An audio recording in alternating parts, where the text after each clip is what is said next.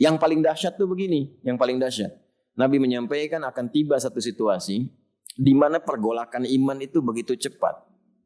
Yusbihu mu'mina wa yumsi kafira. Paginya beriman, sorenya bisa kufur. Atau sebaliknya. Yumsi mu'mina wa yusbihu kafira. Sorenya beriman, paginya bisa kufur.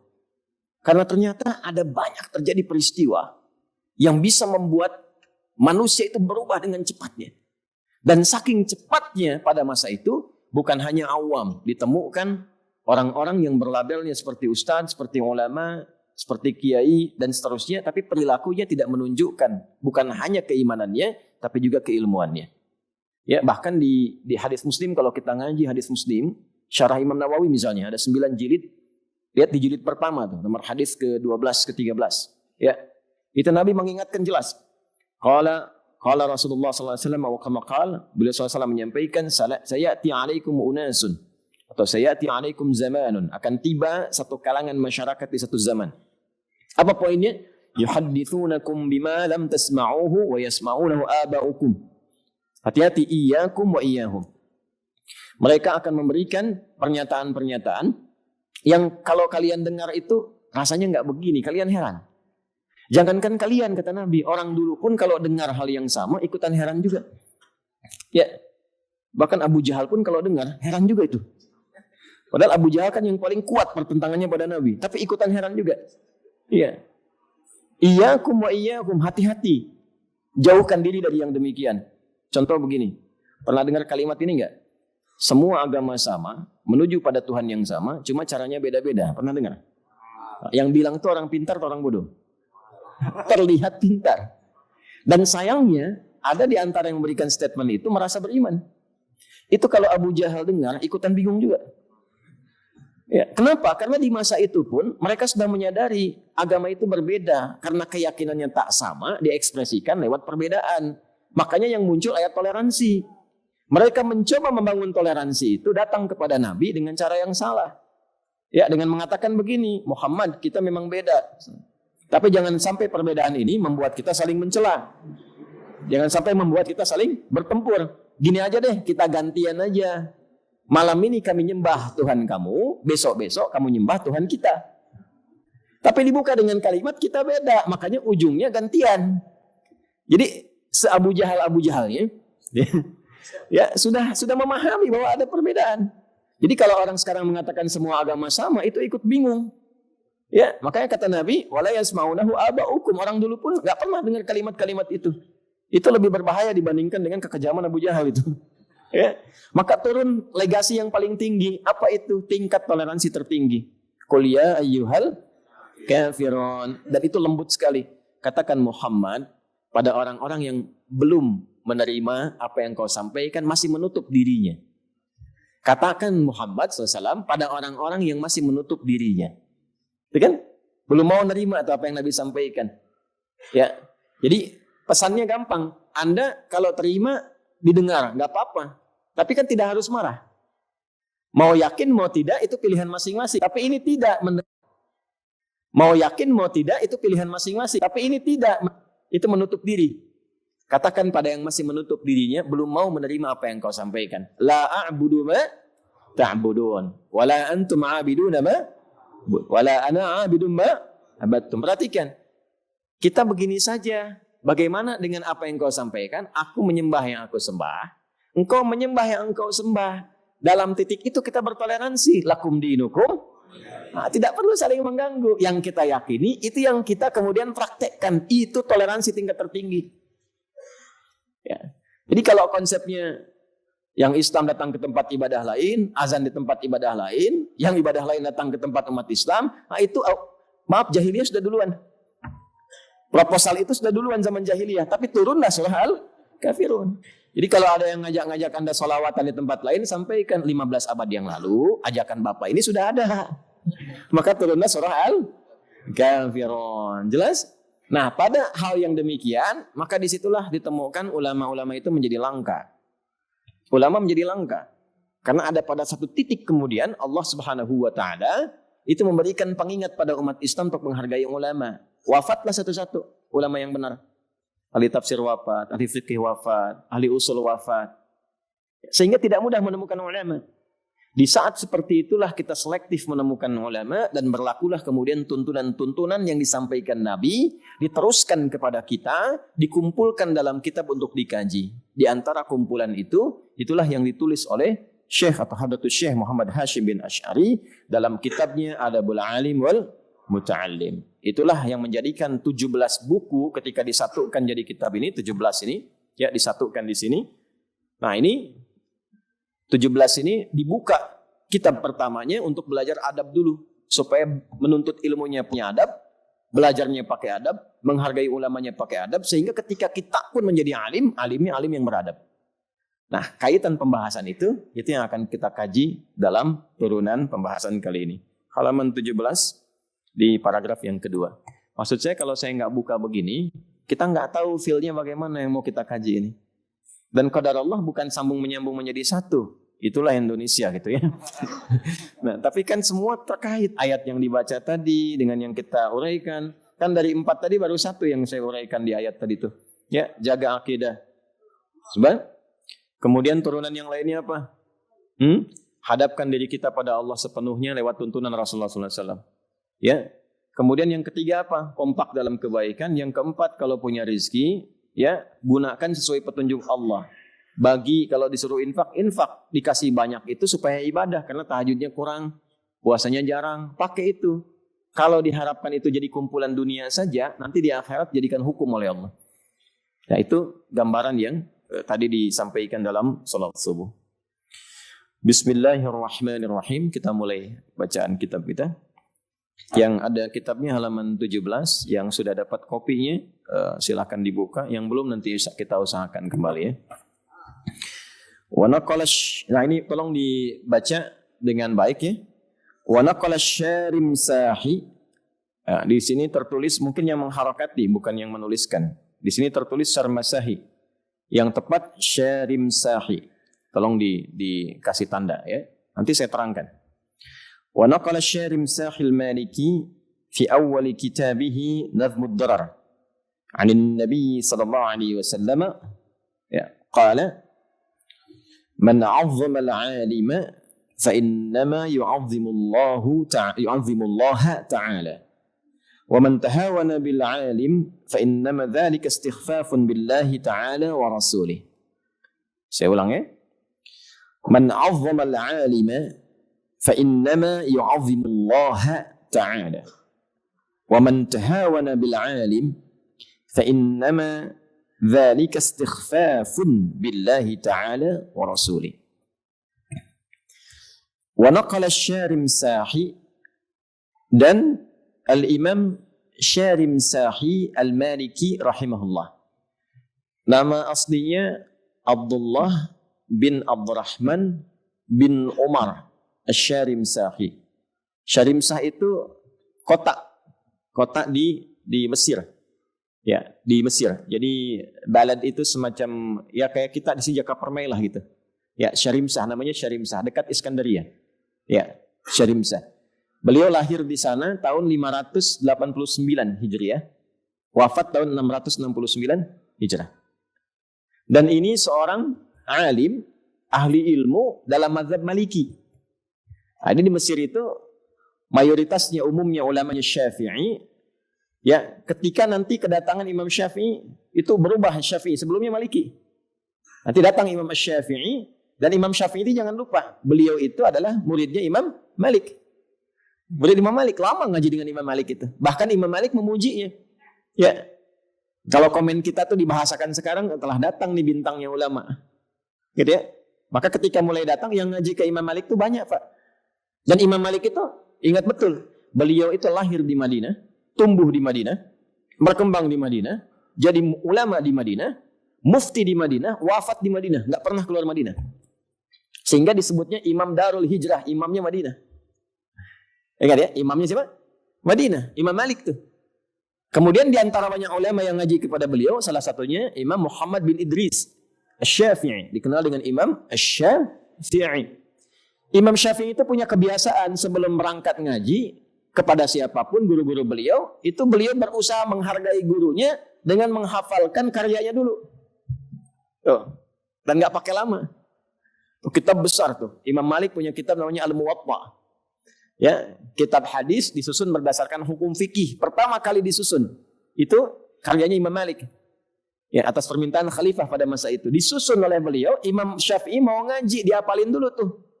Ya, dan itu menghafalnya itu tidak lama. Riwayat macam-macam menyebutkannya, hitungan hari lah. Hitungan hari. Kitab segini tebalnya tuh dihafalin. Datanglah kemudian ke tempatnya Imam Malik rahimahullahu ta'ala. Di depan pintunya ternyata jadwal ta'limnya belum dibuka. Kalau kita begini, jadwalnya hari Ahad subuh, datangnya Sabtu. Ya kan? Datang Sabtu. Udah di tempatnya Imam Malik. Tapi itulah adab. Nah ini ngaji pakai adab itu luar biasa. Berkahnya banyak. Itu nanti ada sanadnya. Ya. Ditunggu, tidak memaksakan mengetuk, tidak mengatakan saya jauh-jauh datang ke sini nih gitu kan ke Madinah, enggak begitu. Ya tolonglah sebentar saja gitu kan. Nah tidak, ditunggu aja sampai jadwalnya tiba. Begitu jadwalnya tiba, Imam Malik mau keluar itu di tempat beliau mengajar, pintu belum dibuka. Beliau panggil asistennya dengan mengatakan cepat buka pintu karena seseorang sudah menunggu. Tuh. Firasatnya alim tuh. Ulama tuh begitu, dalam sekali. Dibuka oleh Allah Subhanahu wa taala kepekaan hatinya. Cepat buka pintu karena di depan sudah ada yang menunggu. Begitu dibuka, datanglah Imam Syafi'i, ditanya apa maumu? Saya mau belajar. Apa yang kau punya? Kata Imam Malik, saya hafal Al-Muwatta. Coba bacakan. Begitu dibacakan, gak ada salahnya dari awal sampai terus diminta berhenti. Ya, komen pertama Imam Malik, tingkatkanlah takwamu kepada Allah karena engkau akan jadi bintang di masa depan. Ya. Imam Malik. Di ulama tuh begitu. Sudah mendapatkan ilmu dari Imam Malik, dikaji, dikumpulkan dengan yang lainnya, maka dirumuskan oleh beliau, disatukan untuk memberikan bimbingan, maka ditulis ya, untuk diteruskan pada kita itu. Imam Malik ngajar di Madinah, beliau kemudian menyebarkan fikihnya keluar, dikumpulkan lagi ilmunya. Nah, menariknya dalam Islam itu ada dua tuntunan pokok. Satu yang tidak berubah. Tidak pernah berubah. Dan semua bisa melakukan. Ketika semua bisa melakukan dan tidak ada peluang untuk berubah, maka Allah memerintahkan Nabi untuk mengajarkan dengan satu cara saja. Contoh begini, kalau kita mau sholat, kan takbir kan? Ya kan? Allahu Akbar di Abu Daud, fayaqulu, ketika tangannya diangkat, lisannya berkata, apa perkataannya? Allahu Akbar. Karena kalimatnya satu, bisa dilakukan oleh semua, maka tidak ada alternatif lain. Sekalipun nama Allah itu misalnya banyak al-asma'ul husna, tapi tidak harus kita mengatakan dalam pembuka sholat, Allahur Rahman, Allahur Rahim, Allahul Malik, Allahul Quddus. Dan tidak perlu kreatif mencari sifat-sifat dari nama lain. Udah itu aja satu. Karena dalilnya cuma satu, contohnya satu. Ikatannya, Sallu kama ra'aitumuni usalli. Begitu Anda melihat saya sholat, ikuti begitu. Tapi ada kondisi-kondisi yang memang dilihat. Oh ini enggak semua orang itu bisa melakukan hal yang sama. Ya, kenapa? Karena perbedaan, kulturnya beda nih. Daerahnya lain. Asalnya lain. Secara antropologi itu memengaruhi perilaku dia. Dari bicaranya, dialeknya bisa beda. Gampangnya ginilah. Kalau kita di sini bilang A, Betawi dikit tuh, Depok kesana dikit bisa E. Ya. Lebih ke sana lagi, ke Medan, bisa berubah lagi. Emang kemana? Emang kemana? Ya, karena kan begitu tuh. Kita bilang sepeda, Medan bilang sepeda. Ya kan? Dia datang ke Bandung, ketemu di mana? Cicaheum. Ya kan? Karena kultur membentuk itu. Untuk itulah kemudian Allah sampaikan melalui Nabi SAW, berikan tuntunan pada umatmu, begini ragamnya. Dibuatlah beragam di situ. Supaya apa? Mengakomodir semua kalangan manusia supaya bisa mampu menunaikan ibadah dengan cara yang dimudahkan untuk mereka, tapi isinya sama semua, maknanya sama. Ada yang sifatnya bacaan, ada yang sifatnya gerakan. Bacaan contohnya apa? Riwayat baca Quran itu kan bukan cuma satu bacaan, bukan qiraah wahidah, setidaknya ada sab'a qiraat. 7 bacaan itu ya yang mutawatir. Kemudian 3 di situ ada yang masyhur, ya nanti yang 4 yang syadzah. Ya, mutawatir itu nanti ada 7, 3 yang masyhur, ya bisa dibaca dalam Quran, tidak dibaca dalam sholat. 4-nya yang syadzah nanti dibaca dalam tafsir, tidak dibaca dalam Quran, tidak dibaca dalam sholat. Total 14. Yang 7 yang pokok itu, itulah yang Allahu Akbar. Kalau bukan firman Allah, nggak mungkin bisa begini. Anda bisa nggak membuat karya, manusia nih ya, bikin karya satu bacaan yang semua bisa membaca dengan ragamnya masing-masing, tapi maknanya sama.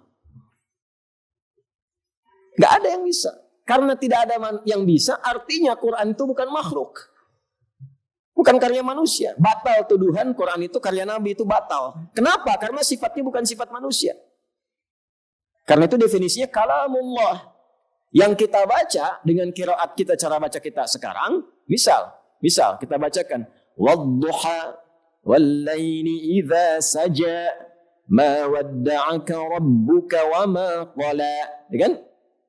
Tapi di beberapa golongan, bahkan di Arab sendiri, ada yang nggak bisa A. Dipaksa-paksa sampai kiamat, kurang 2 hari susah. Karena pengaruh tempat dia tinggal, lisannya begitu. Disebut A jadi E. Anta ente. Ana ani. Madrasah madrasih. Maka turunkan dengan imalah tuh pakai E. Kita wadduha di sana wadduha. Wadduha wallaili idza saji ma wadda'aka rabbuka wa ma qala wala al-akhiratu khairul laka minal uli. Ujungnya. Ya.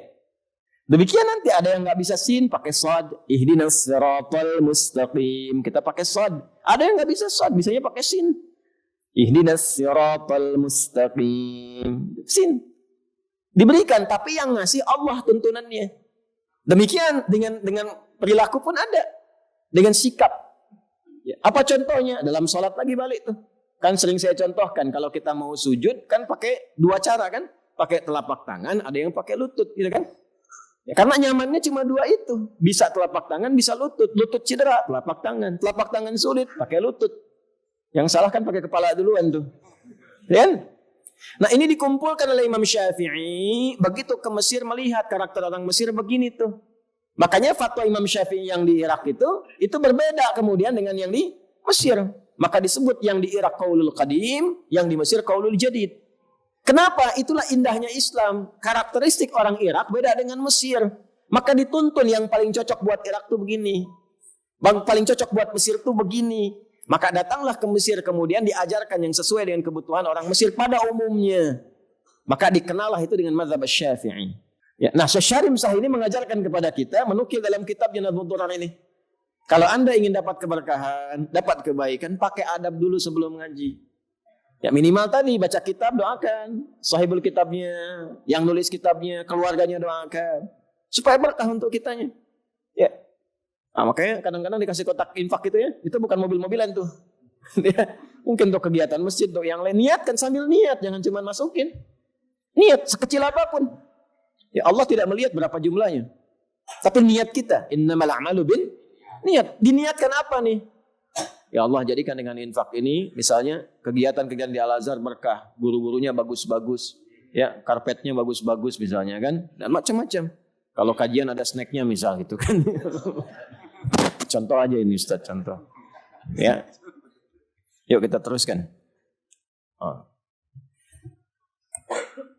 ونقل الشارم ساخي المالكي في أول كتابه نظم الضرر عن النبي صلى الله عليه وسلم. Beliau menukil keterangan dari Nabi sallallahu alaihi wasallam, qala, Nabi sallallahu alaihi wasallam bersabda, perhatikan kalimatnya. Man 'azzama al-'alima fa innama yu'azzimu Allah ta'ala. Siapa yang menghormati alim. Alim itu bentuk tunggal dari ulama. Jamaknya ulama. Dia seorang ulama, kurang tepat dalam bahasa Arab. Dia alim kalau satu orang. Kalau banyak, ulama. Jelas? Baik, tapi kalau dibawa ke bahasa Indonesia, kadang kan suka berbeda makna. Ya. Siapapun yang menghormati seorang alim. Ya. Dan saya sudah terangkan dalam keterangan yang lalu. Di paragraf sebelumnya kan kita sudah bahas. Siapa itu kategori alim. Nah, jadi runtut di bahasannya nih. Dan indahnya kita beli pakai hadis. Sedikit sekali keterangan pribadi. Itu ciri khas ulama itu. Ya. Quran, hadis. Yang kira-kira dibutuhkan penjelasan, jelaskan. Kalau tidak dicukupkan karena khawatir salah, nambah penjelasan. Ya. Ciri khas ulama itu yang pertama standarnya adalah standar ketakwaannya kepada Allah. Dan tingkat tertingginya khasyah. Itu pernah saya sampaikan di Quran surah 35 Fatir di ayat ke-28. Langsung saja ke intinya, innama yakhsyallaha min ibadihil ulama. Yang paling punya sifat khasyah kepada Allah itu dari kalangan hamba-hambanya yang banyak, itu ulama. Standarnya itu. Jadi bukan standar ilmu dulu, Pak. Kalau standarnya ilmu banyak nanti. Ya, bahkan ada yang bukan orang Islam pun yang itu menguasai bidang-bidang keislaman. Ada banyak, orientalis itu banyak. Yang nyusun ensiklopedia hadis itu Wensing, non-muslim. Ya, dia punya kitab namanya Mu'jamu Fahras fi Al-Fadil Hadis. Yang dulu pernah saya akses 5 jilid, itu satu jilidnya besar begini, Pak. Seperempat meja begini. Segini. Gitu. Dibantu oleh orang Mesir, satu orang itu. Ya, muslim yang bantunya, tapi yang nyusunnya itu non-muslim. Ada yang pakar sejarah. Ya, tapi karena belum ada iman ya kadang-kadang suka ditaruh-taruh aja pergeseran-pergeserannya, ketidakjujurannya selalu ada. Karena saya belajar itu setahun untuk riset. Ya, untuk pengajaran orientalis dan saya datangi tempatnya. Jadi kalau kami meriset itu datang. Ya, aliran Jerman bagaimana? Saya ke Hamburg, lihat ke sana. Aliran Amerika bagaimana? Datang ke sana. Aliran Belanda bagaimana? Datang ke sana, lihat ke Leiden dan seterusnya. Jadi kita datangi, kita tahu, kita riset. Ya. Nah, ini yang mau saya katakan, karena itu standar oleh Allah yang disampaikan pertama bukan ilmu. Kalau ilmu semua bisa menghafal. Ya, Quran itu kan mudah dihafal. Sejarah mudah untuk dihafal dan seterusnya. Tapi bagaimana menghafal Quran atas dasar kepatuhan pada Allah? Makanya standarnya niat. Nah, tingkat tertinggi kepatuhan itu khasyah. Jadi akhirnya apa? Kalau sudah punya ilmu, yang dia rujuk pertama kali aturan Allah untuk menyampaikan ilmunya. Allah ridho enggak? Kalau fatwanya keluar, benar enggak dengan ketentuan Allah? Ridho enggak? Itu standar pertama. Karena nanti ada yang jubahnya kelihatan ulama, ustadz, kiai, dan seterusnya. Ya, memberikan fatwa. Seperti ada ilmunya, tapi standar khasyahnya tidak ada. Hanya karena kepentingan duniawi. Gitu. Hanya karena kepentingan jamaah, menjaga jamaah, jaga komunitas, jaga popularitas, ya, jaga materi. Akhirnya fatwanya itu bergantung kepada sifat-sifat materinya. Nah, itu yang berbahaya. Karena itu standar yang pertama yang dipakai adalah sifat khasyahnya. Khasyah, tapi kualifikasi ilmu juga ada. Kalau cuma khasyah, tidak ada ilmunya, itu abid namanya. Abid. Ya, orang hamba yang rajin ibadah. Gak bisa ditanya fatwa. Antum lihat orang rajin ke masjid, ilmu gak ada, jangan ditanya hukum. Belum tahu. Ya, repotnya sekarang semua jadi ustadz. Ya kan? Itu ada standar ilmu, standar fiqih. Ya, kasihan yang belajar keluar lama-lama itu. Ustaz Hunayfi alumni Al-Azhar tuh. Makanya belajar banyak fikih, pulang-pulang ke sini gak dijadikan rujukan. Ya, yang gak belajar datang rajin ibadah dan sebagainya. Nah, bagus untuk itu. Kalau mau memberikan masukan-masukan, ngaji dulu. Ada sanadnya dulu. Setelah paham itu, ingat hafal Quran belum tentu bisa memberikan fatwa. Karena Quran itu sumber hukum. Untuk menjadi produk hukum ada ilmunya. Namanya fikih. Di fikih ada dasarnya namanya qawaid fikih. Ada pokoknya namanya usul fikih.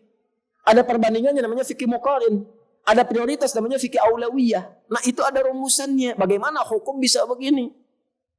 Contoh misalnya, apa hukumnya daging babi? Haram. Itu sumber hukum mengatakan haram. Ya. Nah, dalam situasi apa kemudian bisakah ia menjadi alternatif jadi halal? Apakah haram selamanya atau haram dalam darurat tertentu boleh? Tahu dari mana? Rumusnya bagaimana? Kapan berlaku boleh? Kapan berlaku haram? Nah, itu pasti ada ilmu. Kalau nggak tahu ilmu bisa celaka juga.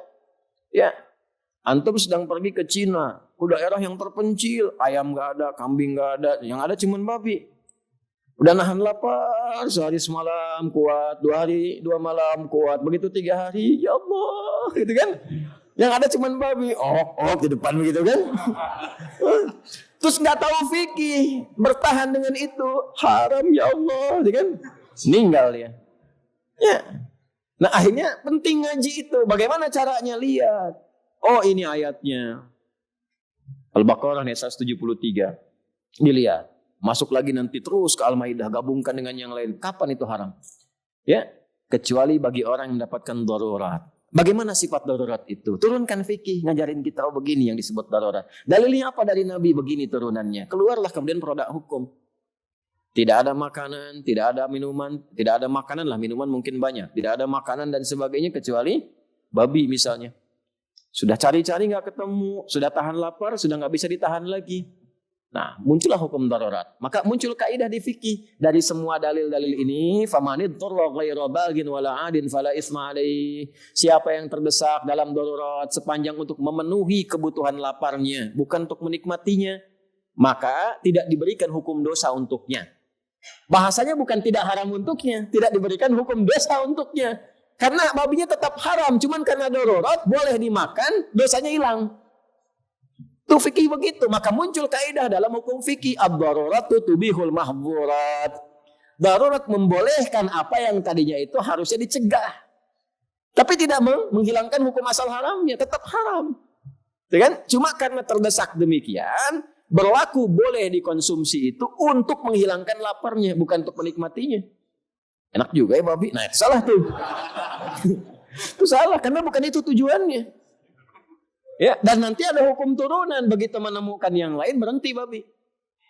Jadi kalau terdesak tak ada makanan lain misalnya, dan sudah hajat kehidupan itu sangat membutuhkan, nah tanya, boleh hukum makan babi? Boleh nggak makan babi di situasi itu? Oh tidak, babi besar begitu mau dimakan. Ya. Potong dulu, masak dulu, macam dulu dan sebagainya. Nah itu barulah kemudian untuk menutupi lah apa? Itu hukum, itulah alim. Tapi standarnya khosyah tadi. Dia ukur dulu khosyahnya, tanya. Nggak akan buru-buru. Pak, gimana Pak hukumnya? Saya kan tinggal di negara minoritas. Nanya dulu tuh alim tuh, kenapa tinggal di situ? Kan banyak yang lain yang negara Islam, kenapa tinggal di situ? Digituin dulu tuh nanti tuh. Sampai ketemu ujungnya apa tuh. Baru kemudian hukum. Sulit menemukan makanan begini, baru diukur. Nyarinya di mana? Udah dicek belum? Sampai begitu khosyah dulu sebelum ilmu. Nggak tiba ujung-ujung, oh itu boleh hukumnya, nggak apa-apa itu sementara. Nggak bisa. Khasyahnya dulu kan. Gitu. Nanti banyak hukum itu, apalagi sekarang kan banyak yang diakal-akali.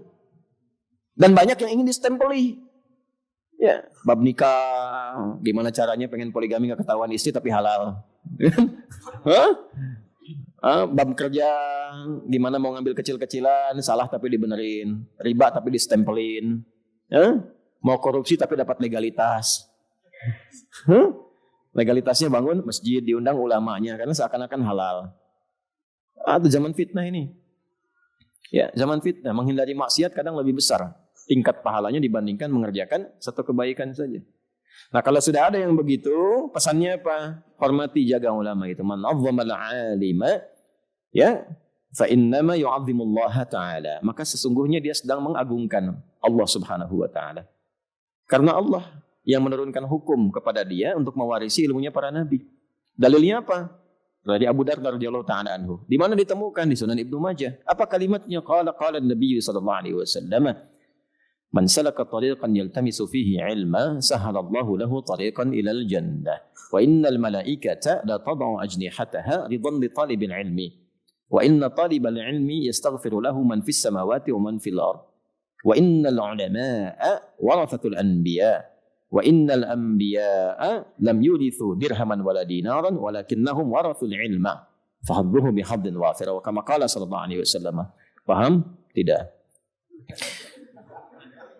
Siapapun yang menempuh jalan walaupun berkelok tidak mudah dengan tujuan ikhlas menuntut ilmu, maka itu akan dibalas oleh Allah, diperintahkan pada malaikat catat perjuangannya untuk meringankan langkah perjuangannya ke surga kelak. Dan ketika penuntut ilmu yang ikhlas itu berangkat dari tempat dia menetap, bisa di kos-kosan, bisa di rumah, bisa numpang di rumah teman pengen kesini dan seterusnya. Sejak dia berangkat itu Allah perintahkan malaikat, lebarkan sayapmu, naungi dia. Dan malaikat memberikan ridha kepadanya. Ya Allah, aku meridhoinya. Ya Allah, aku meridhoinya. Ketika ia meridhai, Allah perintahkan semua makhluk di bumi yang masih bertasbih, masih taat dan sebagainya memohonkan ampunan kepada Allah. Hatta al-hitan allati fil bihar, tadi yang belum saya bacakan, sampai hewan-hewan di laut yang terdalam minta ampunan sama Allah. Ya, cuma nggak ditampakkan karena perkara gaib. Makanya disebut gaib nggak tampak. Kalau tampak antum nggak jadi ke sini. Ke laut aja gitu. Makanya dikasih pengajaran tiap hari Jumat kan tentang kisahnya ikan hiu. Ikan hiunya siapa? Nabi Musa dengan Yusha bin Nun ketika mencari Khidir alaihissalam. Ya, baca, makanya ngaji. Malam Yasinan, pagi Al-Kahfian, baca isinya. Baca supaya paham, itu kan petunjuk hidup. Harus ditanya, kenapa tiap pekan saya diminta baca ini? Apa manfaatnya? Apa petunjuk hidupnya? Itu yang diambil. Pokoknya apa? Ya, balik ke yang tadi itu. Ya, wa innal ulama. Nah ini, kalau sudah jadi ngajinya benar, berpeluang jadi ulama.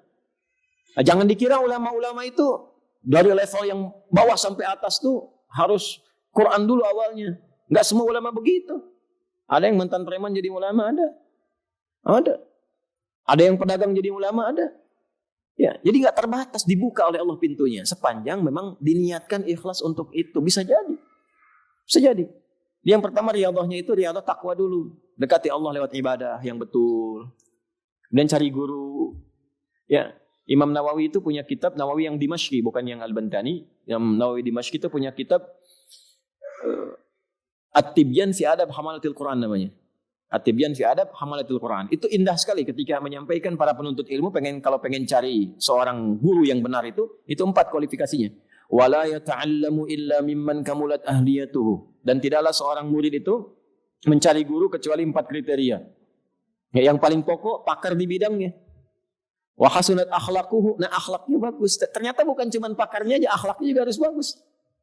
Ya, kalau baik tapi senang menggunjing, nanti antum dapat gunjingannya tuh. Guru bagus ilmunya, tapi nggak bagus akhlaknya.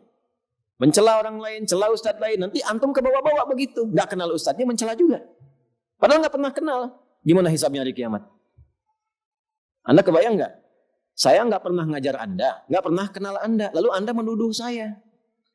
Dan saya nggak pernah bicara apapun tentang Anda. Hisabnya hari kiamat bagaimana?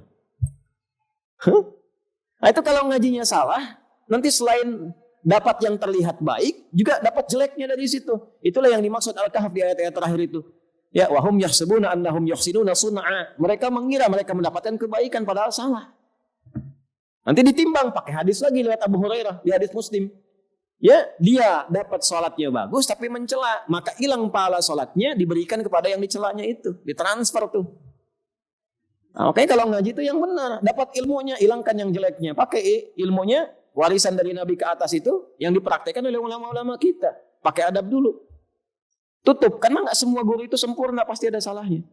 Antum kalau lihat saya sekarang, pasti akan ditemukan salahnya. Kalau dicari pun nggak usah nyari, pasti ketemu sendiri. Pasti ada slip of tongue, mungkin salah sebut ayat, salah sebut nomor, mungkin bisa terjadi. Ya, kalau sudah pakai adab, kita mengerti, oh ini mungkin pikiran sedang di sini, keluar yang ini, sedang gini. Tapi kalau tidak, setan masuk. Oh ini. Potong videonya, keluar. Gitu. Dan seterusnya. Itu yang bahaya. Ya, nah jadi hal yang dilakukan satu selektif. Memilih seorang guru, cari kualifikasi yang benar. Alim tadi kalau sudah ketemu, hormati, jaga. Minimal dengan doa. Ya, karena di situasi itu apa? Teruskan hadisnya dulu dengan cepat. Wa man tahawana bil alim fa inna madzalika istighfafun billahi ta'ala wa rasulih. Dan siapa yang merendahkan? Ya. Bukan hawana nih, sudah tahawan. Sudah mubalaghah lagi, pakai tak lagi. Ya, dan itu kan asal kata yang paling pokoknya itu dari hawa. Karena dikuasai nafsunya. Ada orang dikuasai nafsu, saking bernafsunya ulama disoal direndahkan. Tahawan itu berusaha mendesain untuk merendahkan ulama karena nafsunya. Sekarang ditemukan. Jadi profesi lagi sekarang. Jadi profesi, perbuatannya sia-sia. Nggak ada nilainya dan dekat dengan setan. Sia-sia dalam bahasa Arab itu disebut mubadzir. Dekat dengan setan. Innal mubadzirina kanu ikhwanash syayatin. Wa kana syaitanu rabbih kafura. Temannya setan tuh. Yang suka sia-sia. Di antara perbuatan paling sia-sia adalah merendahkan ulama. Mubadzir itu dari kata badzara yubadziru tabdziran. Fahuwa mubadzir. Sigat mubalaghah superlatifnya bazar namanya. Bazar itu di badzara yubadziru. Gitu ya. Nah, coba ada nggak ulama yang direndahkan sekarang? Ada. Yang dituduh ada? Ada. Nah itu bertentangan dengan Nabi itu. Kalau menemukan ulama benar. Makanya situasi begini pun kalau beda pilihan dan apapun jangan saling mencela. Yang bagus itu mendoakan. Doakan supaya benar, supaya sehat, doakan negeri ini baik. Silahkan pilih sesuai dengan kriteria-kriteria yang baik menurut kita. Dari petunjuk-petunjuk yang baik, alhamdulillah, berdoa sama Allah yang baik-baik. Selama mereka muslim, doakan. Kan kita nggak tahu siapa yang Allah tetapkan. Doakan supaya berjalan baik, dijauhkan dari keburukan, sifat-sifat curang, sifat-sifat buruk dan sebagainya. Doakan sama Allah, minta. Masjid penuhin, masjid penuhin. Di lapangan dipenuhin, kampanye sholatnya kosong. Mana sifat takwanya itu? Ingin berubah lebih baik, tapi tidak memulai dari diri sendiri. Masjid kosong, tempat ngaji kosong, lapangan penuh. Gimana antum mau mendapatkan rahmat dari Allah? Terus berdoa di situ, minta sama Allah yang khusyuk. Saya pergi ke Mekah. Pagi nyoblos, sore saya ke Mekah. Ajak keluarga aja ibu saya doa. Itu kami siapkan, minta. Minta sama Allah dengan keluarga, dengan ibu. Orang-orang dekat. Negara dijaga, masyarakat dijaga, tenang, damai, baik. Negeri berkah, dijauhkan dari keburukan. Jauhkan dari sifat-sifat jelek. Kita ikhtiar. Itu harus dilakukan tuh begitu. Ya. Nah kalau semua kemudian dilihat secara buta, padahal bisa melihat. Gitu. Nanti semuanya itu nggak ada adabnya. Semua akhirnya karena perbedaan itu menjadi jelek. Dan yang paling berbahaya adalah ketika ada ulama-ulama berniat mendinginkan dan sebagainya, mungkin saja ada yang masuk di A, masuk di B, masuk di C, tujuannya bukan untuk mengendorse, mungkin ingin mendinginkan supaya nggak salah. Kalau ini salah bagaimana? Dialihkan lagi supaya benar, supaya nggak ada korban, yang tanggung jawab siapa? Tiba-tiba karena beda dengan Anda tuduh misalnya begini. Nah, yang punya dosa siapa? Siapa yang mau tanggung jawab? Nah, karena itu kita lakukan dengan ikhtiar yang baik-baik. Tapi niatnya mesti baik. Niat yang paling pertama itu. Itu yang paling pokok. Nah, jadi yang paling penting itu kaitan dengan kajian kita. Jangan sampai tindakan kita itu justru bertentangan dengan apa yang Nabi inginkan. Allah inginkan. Itu yang paling penting. Apalagi yang paling fatal itu ulama yang benar jadi rendah. Tapi yang pada saat seperti itu akan nampak ulama-ulamanya. Ulama betulan dengan ulama-ulamaan. Ya. Ulama-ulamaan tuh ya tadi standarnya yang dibacakan imam tadi dalam subuh kan nggak direncanakan. Tanya Ustaz Amir, saya pesan nggak? Saya nggak pernah order tuh ayat Taubah tadi itu, nggak ada sih. Saya juga nggak tahu nomor teleponnya. Ustaz Amir order ya Taubah ayat sekian, nggak ada. Beliau baca aja dan ternyata kan terkorelasi dengan pembahasan kita tuh. Nah, itulah hebatnya jamaah itu. Jamaah itu begitu imam bacakan ayatnya jadi kebutuhan kita. Jadi kalau sekarang terlihat seperti ulama, bajunya ulama tapi bagi-bagi uang. Kata-katanya aneh-aneh, ya itulah disebutkan hadis tadi. Udah jangan pikirin orangnya. Kepalanya aneh-aneh itu. Mukanya sipulan nih, hayalannya terlalu dalam itu. Ya. Kan standar yang disampaikan itu. Kalau begitu bukan ulama. Nah sejak kadang Allah hadirkan peristiwa begitu supaya kita punya seleksi. Oh, besok-besok nggak usah ngaji sama yang begitu. Bukan ulama. Gitu. Sejak kapan jadi ulama? Dikaji lagi lihat ini siapa sih sepulan tuh? Gak pernah ketahuan, gak pernah muncul, gak pernah apa-apa, gak pernah jelas ngajinya di mana, tiba-tiba jadi ulama. Kan? Musim kampanye bagi-bagi uang gitu. Ya bisa, jangan potong video saya loh. Saya kan nerangin hadis, nerangin ayat gitu ya. Nah, ini ukurannya. Tapi kalau benar-benar ulama jangan coba merendahkan. Kalau merendahkan, ini langsung Nabi yang sampaikan, dikutip oleh ahli fikih lagi. Maliki itu paling ketat dalam hadis. Paling ketat Maliki itu. Saya ngaji itu fikih Maliki pertama. Syafi'i dulu kecil. Saya Syafi'i ngaji dari kecil. Kemudian ke Libya itu, di Libya itu mazhabnya Maliki. Jadi mazhab Madinah yang pertama kali yang paling dekat ke Nabi itu saya ngaji itu. Ya, 5 tahun saya ngaji itu. Fikih Maliki itu. Setelah itu apa? Hambali ngaji. Setelah itu apa? Hanafi ngaji. 4 mazhab kita ngaji. Dengan syekh-syekhnya. Kami tafsir itu, talaqinya ke Syekh Azhar. Ya, sebelum Syekh Ahmad Thayyib ini. Namanya Syekh Tantawi. Syekh Muhammad Tantawi. Saya ngaji tafsirnya langsung, Ustaz. Di Bu'oth, di asramanya Azhar. Ya, padahal kami kuliah di Tripoli. Ngaji dengan beliau hari Jumat. Pulang dikasih hadiah tafsirnya. Ketemu terakhir di Tripoli dalam satu TV acara bersama. Setelah itu meninggal beliau. Ya. Fikih Syafi'i saya ngaji Pak Profesor Wahbah. Syekh Wahbah Zuhaili. Ya, yang beliau sangat populer, sangat terkenal. Dari Syria. Saya ngaji sama beliau. Terakhir kami duduk sama-sama. Saya minta dia doakan, terus di stasiun TV yang sama. Di Tripoli datang beliau ke Tripoli. Ngaji. Gitu. Jadi ngaji itu penting supaya paham. Jangan disimpulkan begini, oh ini Madinah, ini Libya. Bukan, dahulukan yang Madinah daripada Libya. Joni, gini. Ya. Fikih itu berkembang. Era Nabi selesai, dikumpulkan semua. Sahabat nyebar kemana-mana. Setelah itu Imam Malik lahir. Kumpulkan hadis Nabi. Di situ tumbuh, berkembang, dewasa, sampai meninggal. Jadi fatwa di situ. Gelarnya Imam Madinah. Madzhab Maliki. Begitu kemudian berkembang madzhab Syafi'i, dipakai madzhab Syafi'i. Maliki sebagian. Yang lain menyebar. Ada yang ke Afrika Utara, di Libya, di Maroko, di Tunis, dan seterusnya. Itu Maliki sampai ke Spanyol. Jadi madzhab awalnya di situ. Mazhab muridnya berkembang, begitu berkembang lagi, kemudian sekarang jadi Saudi, yang dipakai formalnya mazhab Hambali. Semuanya itu bukan kelompok, semua itu pilihan sesuai culture yang ada, mana yang mau dipakai. Gitu. Jadi kalau Anda jangan bedakan nih alumni ini, tidak. Semuanya itu berkembang dengan baik. Kami pelajari yang di Libya itu mazhab awalnya Madinah, Maliki, nggak ada yang beda, semua dari Nabi juga. Karena asalnya semua bersumber dari pokok yang sama. Cuma diberikan oleh Allah kemudahan untuk mengamalkan itu sesuai dengan karakternya. Yang pokoknya tetap gak berubah, subuhnya tetap 2 rakaat. Tapi kan dalam subuh itu ada yang senang kunut, ada yang tidak. Yang senang dalilnya ini, yang tidak ini. Tapi bukan di sini senang, di sana senang. Ya, konsepnya bukan begitu. Dalilnya ada enggak? Kalau ada dalil kerjakan, kalau tidak jangan kreatif. Itu aja pokoknya, dan jangan ribut. Syekh Utsaimin itu mazhabnya Hambali. Beliau enggak kunut di subuh itu. Tapi beliau mengatakan begini, kalau imamnya kunut, kamu tidak, kamu tetap aminkan di belakang. Ya. Sebaliknya kalau kemudian yang imam itu tidak kunut, yang makmumnya biasa kunut, nggak usah sujud sahwi. Jelas gak?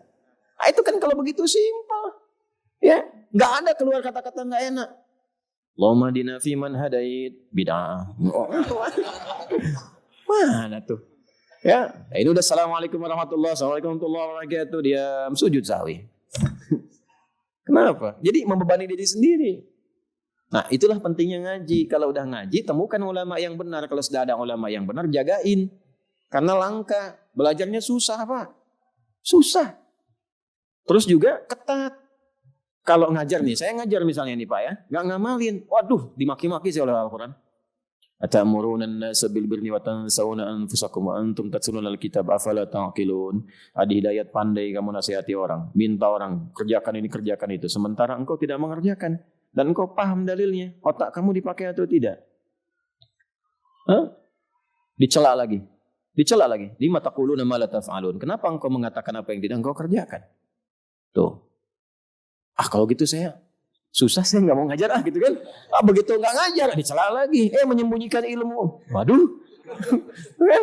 Diajarkan nggak diamalkan, bahaya lagi. Dan nggak bisa pensiun. Pernah dengar kiai pensiun? Nah, jadi itulah kalau sudah memilih hidupnya begitu, ya sudah ditata. Dan Allah sudah atur. Dan gak sibuk dunia. Mau sibukin dunia, ngapain nyari uang? Kan kita udah nyari akhirat pakai ilmu. Nanti Allah cukupkan. Min haitsu la yahtasib, datang begitu. Ikhtiar seadanya baik, Allah kasih. Tapi jangan dijadikan kemudian itu sebagai wasilah dari ilmu untuk dapat dunia. Salah. Itu buat kami. Kalau pedagang, memang cari ibadahnya di situ. Kalau kami di ilmu, makanya pedagang-pedagang, ulama-ulama. Jangan ulama jadi pedagang.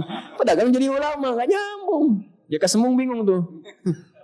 Ya, jelas gak sampai sini? Maaf ya, kalau hal begini saya tegas itu mohon maaf. Mohon maaf, tapi tetap kita santun. Gitu ya. Karena apa? Ini menentukan kebenaran di masa-masa ini sulit ujiannya. Apalagi kalau sudah masalah akidah. Akidah tuh bahaya. Antum umroh tuh, haji berkali-kali. Pas ujungnya la ilaha illallah gak bisa disebutin. Kan itu akidah. Kalimat itu jangan dianggap enteng. Antum halal sama istri karena kalimat. Saya terima nikahnya si Fulan binti Fulan dengan mas kawin sekian, dibayar cicil misalnya kan. Ya tetap kalimat. Dibayar tunai. Kalimat, dengan kalimat itu jadi halal. Syahadat itu kalimat. Jadi jangan main enteng dengan kalimat. Cuman kata-kata aja kok. Tidak, kata-kata nilainya tinggi. Justru awal kita sholat itu dengan kata-kata. Jelas? Nah, kalau sudah jelas sudah ya. Kenapa saya bawa ini? Karena nanti Nazmud Durar itu ada 2 yang terkenal. Ada yang Syekh Biqai, yang itu kitab tafsir urutan ayat. Suwarna ininya nih depannya.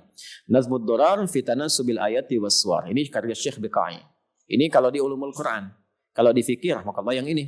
Nazmud Durar fi ikhtisaril mudawwanah. Mahsul alal ahkam yang ini. Ya, jadi supaya enggak salah kalau nanti mau nyari kitab, bisa nanti dapatkan kitabnya begini. Kalau bisa tuh begini, kan sekarang teknologi canggih. Kalau sudah disebutkan, googling supaya kenal, lihat. Terus doain, minta sama Allah keberkahan dari itu. Ya siapa tahu kalau bukan antum, anaknya jadi ulama. Ya, pas mau kiamat gitu kan, nggak apa-apa gitu. Dapat jadi ulama akhir zaman dan seterusnya. اللهم تقبل منا إنك أنت السميع العليم وتب علينا إنك أنت التواب الرحيم نحمدك حمدا كما علمتنا أن نحمدك ونشكرك شكرا كما علمتنا أن نشكرك أنت المقدم وأنت المؤخر بيدك الخير إنك على كل شيء قدير اللهم نصلي ونسلم على حبيبك الكريم رسولك المصطفى الأمين سيدنا محمد وعلى آله وصحبه أجمعين اللهم علمنا ما ينفعنا فقهنا في الدين وعلمنا التأويل فهمنا فيما تعلمنا ووفقنا لنعمل ما فهمنا. Ya Allah, ajarkan kami ilmu yang bermanfaat. Berikan kami kemampuan untuk memahami apa yang kami pelajari. Berikan kami kekuatan untuk mengamalkan apa yang telah kami pahami. Rabbana la tad'alana fi maqamina hadha wa fi kulli maqamin dhanban illa ghafartah. Ya Allah, bila ada pendosa di area majlis ilmu ini, maka mohon gugurkan seluruh dosa-dosanya. Wala hamman illa farajtah. Jika ada yang mengaji saat ini diselimuti oleh kegelisahan, maka mohon tenangkan keadaan hatinya. Wala dainan illa qadaitah. Jika ada di antara jamaah yang dililit utang piutang, mohon limpahkan rizki kepadanya untuk melunasi utang-utangnya. Wala asiran illa yassartah. Jika ada yang sedang ya Allah diuji dengan kesulitan, maka mohon angkat dan hilangkan kesulitannya. Allahumma barik ya Allah muallif hadzal kitab Syekh Muhammad Hashim bin Asy'ari. Barik lahu wazid lahu nuran fi qabri wazid lahu rahmatan fi qabri. Ya Allah, anugerahkan limpahan dan tambahan karunia rahmat cahaya bagi Syekh Muhammad Hashim Asy'ari. Berkahi beliau, berkahi keluarganya, dan berkahi kami ya Allah, orang-orang yang mengaji kepada beliau dalam kebaikan. Allahumma ya arhamar rahimin ikhfad biladana Indonesia waj'alha baldatan thayyibatan tardaha. Ya Allah, mohon jaga negeri kami Indonesia. Jadikan negeri ini negeri yang Kau berkahi, negeri yang Kau rahmati, dijaga dari perbuatan yang salah dan menyimpang. Allahumma ihfad umara'ana waj'alhum udala. Ya Allah, jaga para pemimpin kami ya Allah. Berikan hidayah kepada mereka untuk berbuat baik. Jauhkan mereka dari keburukan yang bisa memperberat mizan mereka di hari kiamat nanti ya Arhamar Rahimin. Ya Allah, berikan hidayah kepada mereka ya Allah. Jauhkan mereka dari keburukan, jauhkan dari perbuatan maksiat. Allahumma ya Arhamar Rahimin. Ikhfad ulama'ana waj'alhum mukhlashina lakad-din. Ya Allah, mohon jaga para ulama kami. Ikhlaskan mereka dalam berdakwah. Jaga kesehatan mereka ya Allah. Berikan kemampuan untuk membimbing, menyatukan dan mencerahkan umat. Jauhkan dari perpecahan ya Arhamar Rahimin. Allahumma barik hadzal masjidil azhar ya rabbal alamin wal masajid haulahu ya rabbal alamin. Ya Allah, berkahi Masjid Al-Azhar ini. Berikan keberkahan pada inisiator, pendiri, pemakmurnya. Berikan kesehatan, kebaikan kepada mereka dan keluarganya. Dan berikan keberkahan yang sempurna kepada masjid-masjid sekitarannya dimanapun berada. Rabbana atina fid dunya hasanah wa fil akhirati hasanah wa qina adzabannar. Wa sallallahu ala sayyidina Muhammad wa ala alihi wa sahbihi ajma'in. Wa akhiru da'wana subhanakallahumma rabbana wa bihamdika nashhadu an la ilaha illa anta nastaghfiruka wa natubu ilaik. Walhamdulillahi rabbil alamin. Thumma assalamu alaikum warahmatullahi wabarakatuh.